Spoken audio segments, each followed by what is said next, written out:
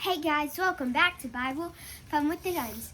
Today we're studying 1 Samuel. 1 Samuel chapter 9.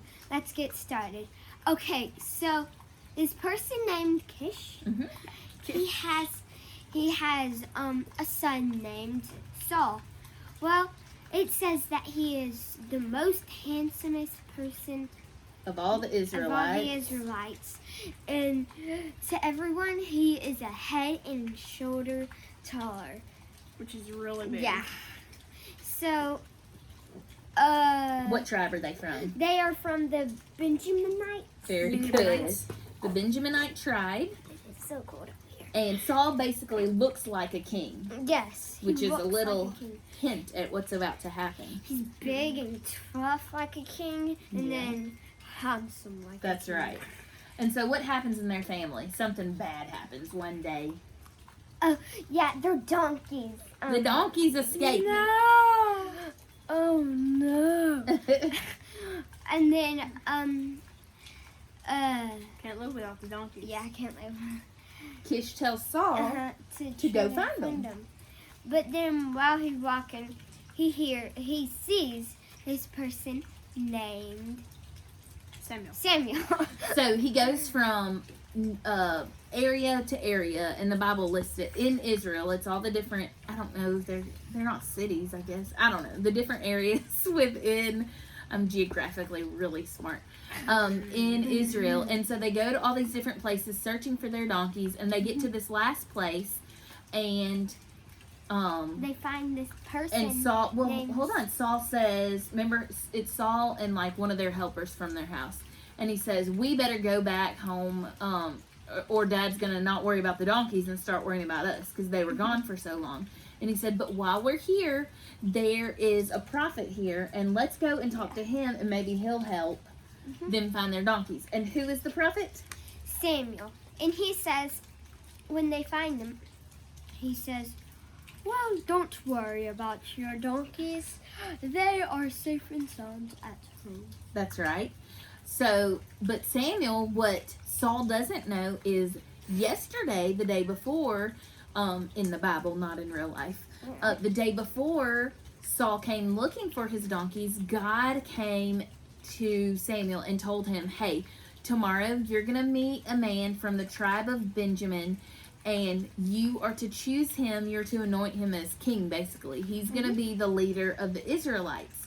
And so Saul has no idea any of this went down.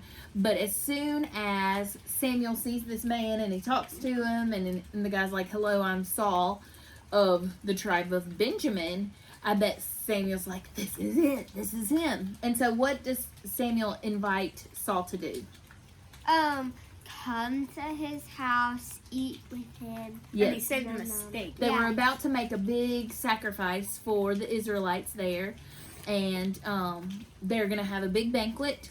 And because God told Samuel the day before to expect this guy, Samuel had already told the cook, okay, go ahead and put aside all this special food because it's for a special guest that I have coming. And so when Saul comes, Samuel is already ready to invite him and his helper, servant or whatever, to stay the night, and they can have this banquet with them. And he says, oh, and if you're worried about your donkeys, they've already been found. They're safe at home. But stay the night, and then tomorrow I'm going to tell you more about your business. And so that's pretty much all that happens today. It's setting us up for something big tomorrow that Jax is going to recap. It's a big deal. And so I want to hear your takeaways. John, what was your takeaway? What was my takeaway? Oh yeah, I thought it was really cool how Samuel, Samuel, he just knew that his donkeys were at home, but I think it's cool how he knew that he didn't do it, but God did. That's right. I like that part too, and I like that to Saul, the donkeys being gone was the main point. That was the main problem. And to Samuel, that was just a little thing, and he knows that there's something much bigger going on. Jax, what was your takeaway? So my takeaway goes along the same lines of course, the donkeys. Pretty interesting. So, the donkeys went away. Well, that's not really interesting. But the purpose behind that is for Saul to eventually become king. And my theory, well, this is probably definitely the truth, but I don't think the donkeys just went off on their own. I think God had a plan, and he made the donkeys go off. Because without them going off, it may seem like a minor point in the story, but this happened so Saul could eventually become king. Correct. And so my takeaway feeds off of both of those thoughts. And I love how God works all these seemingly random events with a specific purpose in mind. From this story especially, I see how trustworthy God is. God goes ahead of Saul, and he tells Samuel the day before Saul even came, the day before Samuel has ever met this man, he tells this person to expect him. And this person makes provisions for his meal and for where he would stay and all these little details, just because God went before Saul. And then Samuel believes God. He believes what God tells him, and he's able to prepare all these things ahead of time. And then God gets Saul where he needs to be. And in this story, he uses donkeys. That just happened to be the way that he got Saul where he wanted him at the right place at the right time. And so it shows me in this story and in so many other stories that God is trustworthy. We can trust God to always be with us and to always have a plan for us, to always have our best in mind. And even better to me than him being with us always, he also prepares the way for us. He goes before us. And so today, we just want you to think about this character trait of God and how trustworthy he is. Do you know that God is trustworthy? We can trust God with all of the details of our lives. And even those details that we may struggle and have trouble trusting him with, you can talk to him about those things too. And you can ask him to help you trust him.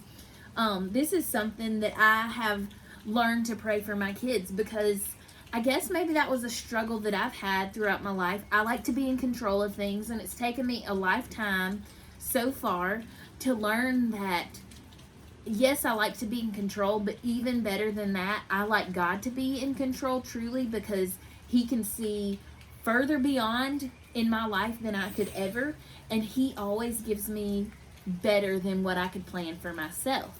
And so that is something that I've learned to pray for my kids, that God would always be with them, that they would always be aware. Don't I pray this every morning? And that they would learn to trust in them. And that not only would God always be with them, but that he'd also go before them. So one of our family's favorite worship songs came out this past year during the crazy year of 2020, and it's The Blessing. And it was written by Carrie Job and Stephen Furtick and Cody Carnes, her husband. And we love that whole song, and it's a song, the lyrics are straight from the Bible. And I just read through it, some of those lyrics in Numbers, when Aaron prays a blessing over the Israelite people. And just in this story of how trustworthy God is, it's something that I'm reminded of. I'm reminded of these lyrics about God. And I just want you to know that we are praying over each of you. We thank you for trusting us with your time and just deciding to go through the Bible with us each day. And so we pray for you, and we pray the blessing over you. And some of the lyrics say, may his favor be upon you in 1,000 generations, all throughout your family. May his favor be upon you and your family and your children and their children and their children. May his presence go before you and behind you and beside you, all around you. He is with you. He is with you. And so we pray these words and these lyrics over your lives. And we just pray you all have a good day as you seek the Lord and to know him more and to follow him and to trust in him. Thanks for joining us, y'all. Bye.